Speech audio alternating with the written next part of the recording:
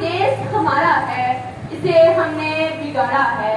صدر علی مکار، یہ وطن پاکستان جس کی اسلاف میں ہمارے اسلاف کا لہو شامل ہے، یہ وطن ہے جس میں لاکھوں عظمتوں کی پکار ہے، یہ وطن ہمیں یوں ہی نہیں ملا بلکہ ہمارے بزرگوں نے اپنی جان کا نذرانہ دے کر اس وطن کو حاصل کیا۔ کتنی ماں نے اپنے لگتے جگر کھوئے، کتنی بہنوں نے اپنے بھائیوں کی قربانی دی، تب جا کر یہ وطن ہمیں حاصل ہوا۔ مگر افسوس اس بات کا کہ آج بھی حکمران اس وطن کو اپنی باقی جاگیر سمجھ کر دونوں ہاتھوں سے لوٹ رہے ہیں۔ یہاں ایوانوں میں منو سلوا اترتا ہے، غریب کا بچہ دو وقت کی روٹی کو ترستا ہے۔ جب میں دیکھتی ہوں کہ یہاں ہر گلی سے یہ نعرہ اٹھتا ہے، میری نظر میں تو کافر، تیری نظر میں میں کافر۔ جناب والا، جب میں دیکھتی ہوں یہاں مسلمان تو ہے، دورے مسلمانی نہیں، قرآن تو ہے رب سے قرآنی نہیں، مسجد تو ہے مگر روح بلالی نہیں۔ جب میں دیکھتی ہوں کہ یہاں اسلام بکتا ہے، ثقافت بکتی ہے، ادب بکتا ہے۔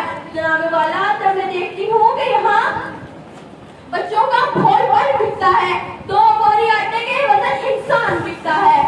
عجب رسم ہے چارہ گروں کی محفل میں، عجب رسم ہے چارہ گروں کی محفل میں، لگا کر ہم نمک سے مساج کرتے ہیں۔ غریب شہر ترستا ہے ایک نوالے کو، امیر شہر کے کتے بھی راج کرتے ہیں۔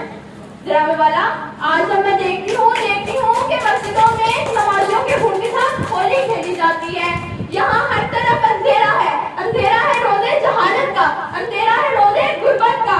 مگر میں جب یہاں دیکھتی ہوں کہ غریب کا بچہ زمین پر بیٹھ کر تعلیم حاصل کرتا ہے، جبکہ غریب کا، وڈیروں کا اور امیروں کا بچہ اے سی والے کمرے میں بیٹھ کر تعلیم حاصل کرتا ہے، کیونکہ سائیں تو سائیں کا بچہ بھی سائیں۔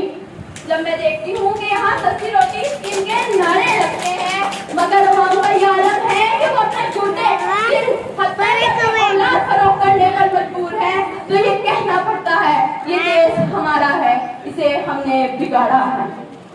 جناب والا، اب نعرہ تکبیر کے ساتھ نعرہ لگانا والوں کے ساتھ صداقت دینی ہوگی کیونکہ رشتہ دیواروں در سے تیرا بھی ہے میرا بھی ہے، مت جلا اس گھر کو، یہ تیرا بھی ہے میرا بھی ہے۔